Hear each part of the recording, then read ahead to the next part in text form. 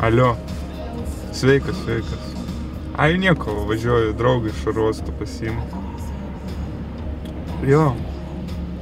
Vakare galima susitikti, jo. Į kebabinę galima nuvažiuoti. Cepelinų. Taip. Alaus, kašį pažiūrėsim, dar ką nors. Kad pedėlį mūsų Slobojevas ten dalyvauja, girdėjau. Gerai tada, tada iki vakaro, aha. Wait, what? What language was that? Lietuvių. Lithuania has a unique language. The majority of the world thinks Lithuanians speak Russian. The Lithuanian people are on Lietuvių, one of the oldest languages in the world, a language remarkable for its striking resemblance to ancient Sanskrit, Latin, and Greek. Lithuania is very small, but also a very unique country. Lithuania is very nature-rich, a lot of forests, fields, lakes, rivers. We have a lot of UNESCO heritage and environmental commitment, as Hill of Crosses, Trakai Castle, Coronian Spit, Vente Cape, Parnidis Dune, and so on. The Hill of Crosses in Lithuania is an historical and architectural monument. Trakai Island Castle is an island castle located in Trakai, Lithuania, on an island in Lake Galvė. The castle is sometimes referred to as Little Marienburg. The staging of ancient battles adds more effect to the Trakai Castle. A tourist sometimes has a feeling that he is somewhere on a medieval battlefield. Lithuanians have a joke that basketball is our second religion.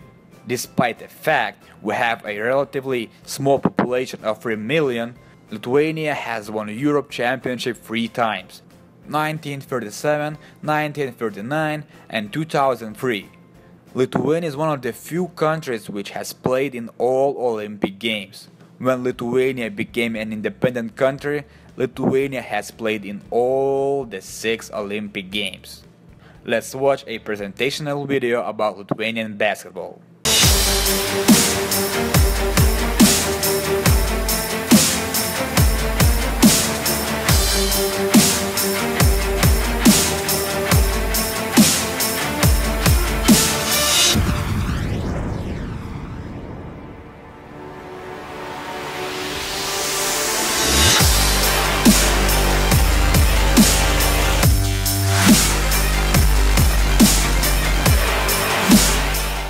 Lietuva yra labai maža šalis, tačiau labai stipri krepšinio atžvilgiu. Ar galite atskleisti tą paslaptį, receptą sėkmės? Nežinau, ar yra kažkoks receptas būtent.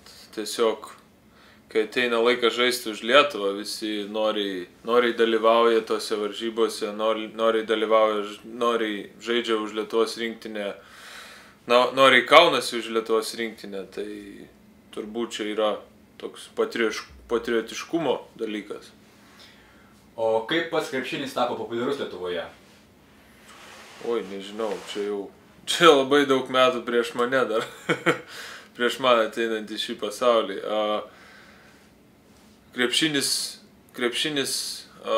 visą laik buvo mūsų kraujai, mūsų šaknys buvo krepšiniai. Mes gavom nepriklausomybę krepšinio keliu, kai Lietuva laimėjo prieš Rusiją olimpiadoje 92 metais. Tai nuo to laiko, aš manau, krepšinis yra antra religija.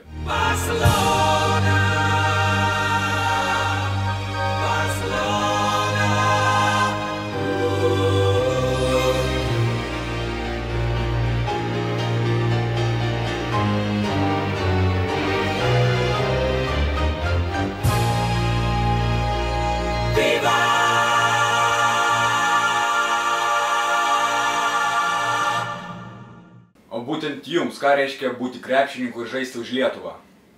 Būtent man, tai tikrai reiškia labai daug. Tai yra, aš esu patriotas ir žaisti už Lietuvą yra man garbė. Yra garbė, kad mane kviečia, kad aš galiu padėti Lietuvai kažkaip. Ir tikrai labai džiugu, kad galiu vasarom grįžti į Lietuvą ir kautis už Lietuvos vardą.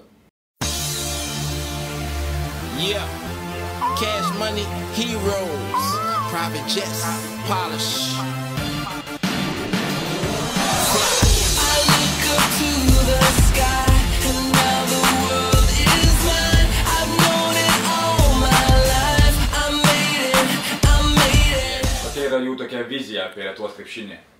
Daugelis amerikonų girdėjo Lietuvos vardą tik dėl to, kad yra nemažai krepšininkų iš to šalies. Tai ypatingai krepšinio pasaulyje daug žmonių žino Lietuvą tik tai dėl to, kad tik dėl krepšinio. Tai aš manau, tai yra vienas didžiausių pliusų mums. Welcome to Barcelona. This is day 11 of the FIBA Basketball World Cup and the semifinal between USA and Lithuania. Sabutis quick pass inside two. Kai kitą kartą žais Lietuva ir Amerika, kuo turėtų Amerikoje amerikonai pasisaugoti nuo lietuvių? Nežinau, dar negreitas bus, tai gal rasim naujų ginklų.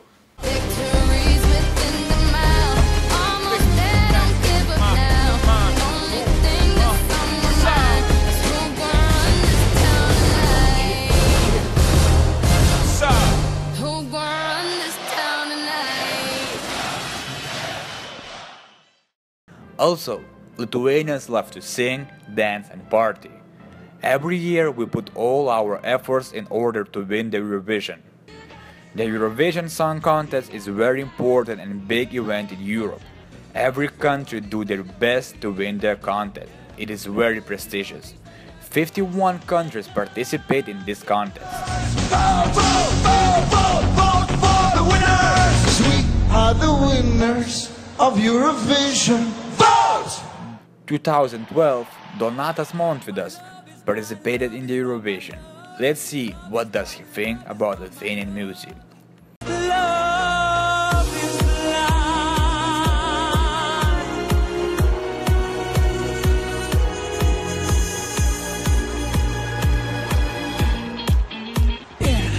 I just can't believe you're gone and I let it slip away. Apibūdinkite lietuvišką muziką. Pirmas dalykas, kuris išskiria kiekvienos šalies muziką, tai yra tikriausia tautiniai tam tikri dalykai. Šiuo atveju mūsų lietuvių liaudies muzika. Tai yra išskirtinumas kaip buvo mūsų šalies.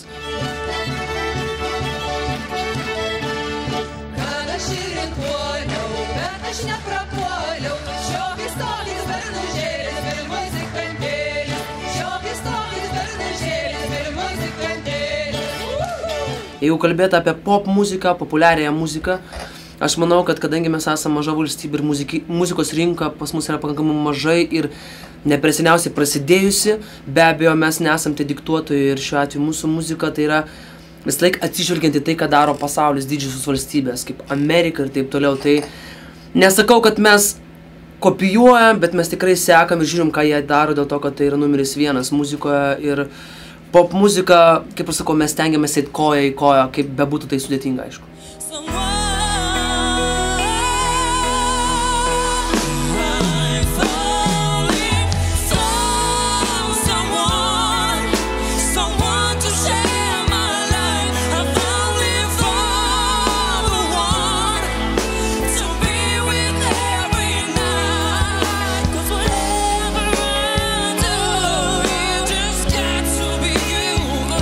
Nuo pat vaikystės, kuomet tėtis man padovanojo tokią kasetę dar tais laikais, aš visuomet sakau, jog mano kumyrai, mano įkvėpėjai yra Freddie Mercury's, Michaelas Jacksonas, Princas, tai yra atlikėjai, iš kurių aš daug ko mokiausi. Šiuolaikiniai atlikėjai, jie galbūt mane dabar įkvėpė labiau pasirodymų prasme, idėjų prasme, scenografiją, bet be abejo, aš visai pagarbą atiduodu tai senai kartai, iš kurios aš daug ko mokiausi ir mokausi iki šiol ir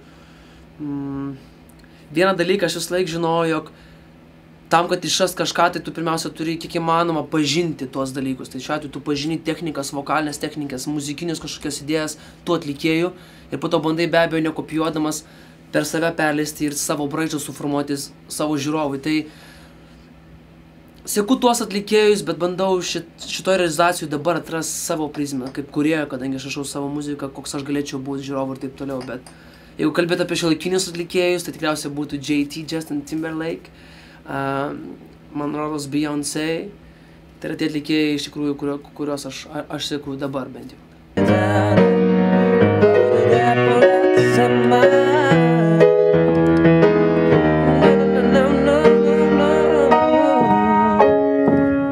Pasakykite skirtumus, kuo lietuviška muzika skiriasi nuo amerikiškosios muzikos. Rinka muzikinė Amerikoje, tiek laiko jinai jau egzistuoja ir Lietuvos, yra labai didžiulis skirtumas. Mes esam nepriklausoma valstybė, berods 25 metai ir ta muzika tik tais, mano nuomonė, dabar 5 metai, kai jinai po truputį jau sukasi, mes bandom eiti į vakarus ir taip toliau. Ir pirmas dalykas tai yra kokybė, o kokybė tai yra technika šiuo atveju, reikalingos studijos, kurios kainuoja milijonus dolerių ir taip toliau, to mes Lietuvoje neturim. Kitas dalykas - kompozitoriai, tai yra žinios ir išsilavinimas, ko irgi pas mus trūksta. Skirtumai pakankamai dideli, bet sakau, kuomet jau yra internetas, klaidos, yra apmokymai, tutorialai, YouTube ir taip toliau, mes semėmės, mes mokomės, mes bandom daryti tai, ką daro vakarai, bet be abejo reikia tam laiko. Tai va tas didžiausias skirtumas tikriausiai kokybės. Bet noro prasme, aš manau, lygiai taip pat kaip ir jie, mes norim kažką pasiekti savo šalyje.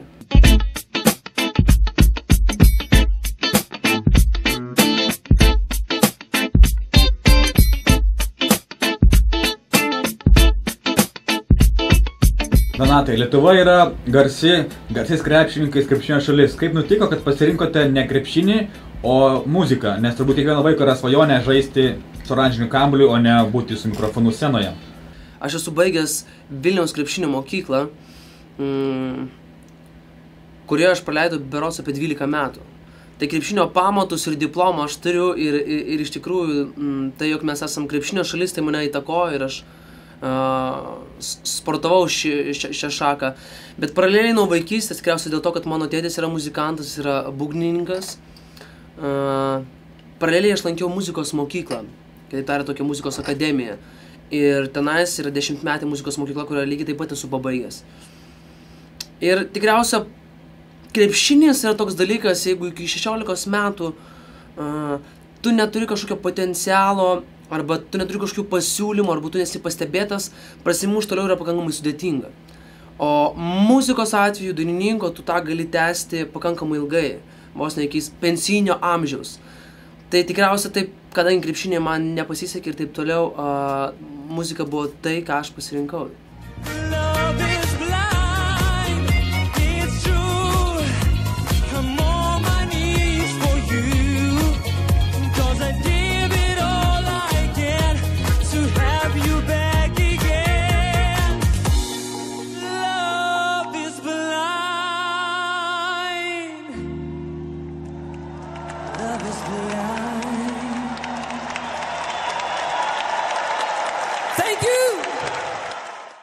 This documentary also includes Lithuania's unique cuisine. In New Orleans, the Holy Trinity is always celery, onions, and peppers. In Lithuania, it's more like potatoes, cabbage, and pork, all of which are perfect for filling you up and keeping you warm this winter. And as we discovered recently, those 3 ingredients are key to the success of a Lithuanian import, where tradition is upheld with immense pride. But this is not Polish food, it's Lithuanian. Lithuanian potato meat dumplings are known as zeppelins, zeppelinai, because of their shape. These are hearty affairs that take some time to make, but are well worth the effort. Zeppelinai makes people think of family, friends, love, and worth.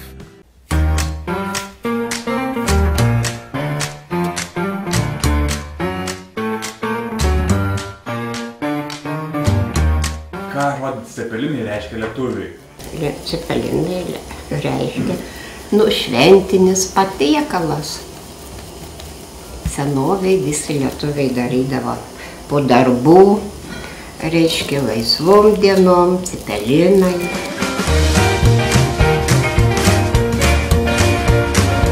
Pirmoje eilėje reikia nusiskusti bulves, visam kiekiui cepelinų. Toliau atskirti kiekį bulvių, išvirti, sugrūsti labai gerai.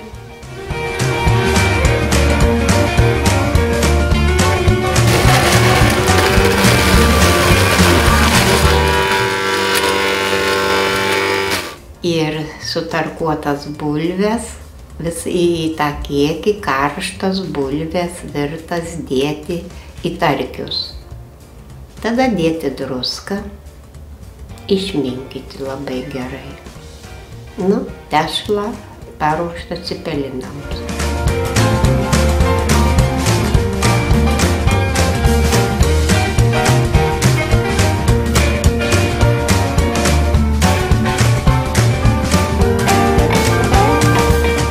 Toliau su mėsa ruošti mėsytę. Mėsytę reikia 2 rūšių.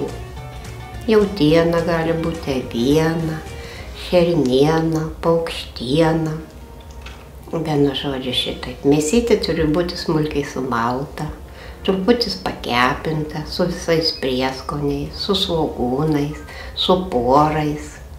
Na, biškutį česnakiuko.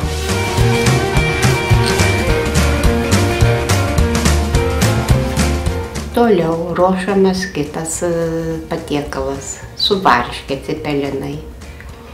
Dedama varškė, gera varškė, sausa.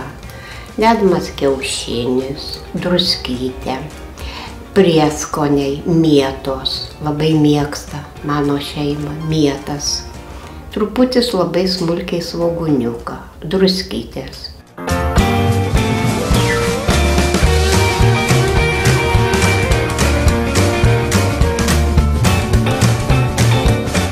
Viskas išminkoma, padaromi viduriai cepelinų. Toliau ruošiamas, reiškia, pjaustomi lašiniukai, lašiniukai. Ir tirpomi, padaromas padažas, pridedamas daug svogūnų, grietinės, vienas. Kitas daromas padažas su grietinė. Trečias daromas padažas grietinė ir sviestas. Nu, toliau verdami cepelinai. Daromi cepelinai, verdami, dedami, mėsiniai dedami į vieną puodą, varškėčiai dedami į kitą puodą. Kadangi mėsinius reikia ilgiau pavirti, varškėčius trumpiau. Nu, toliau greibėme ir valgome. Kas jūs išmokino gaminti cepelinus?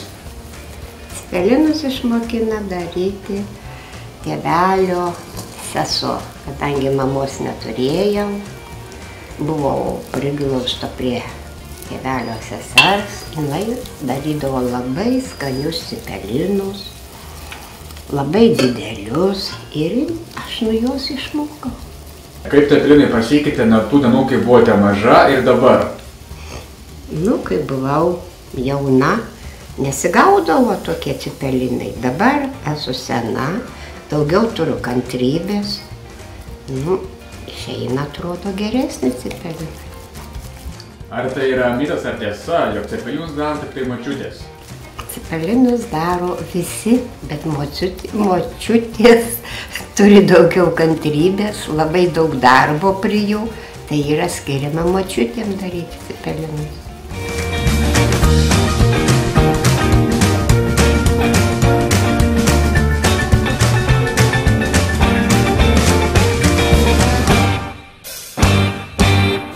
Unseen Lithuania project's main goal is to make Americans walk away with a real taste of Lithuanian culture and see what Americans think about Lithuania, and change their opinion if they were wrong. Of course they were wrong. To know Lithuania is to know one of the most unique places in the world.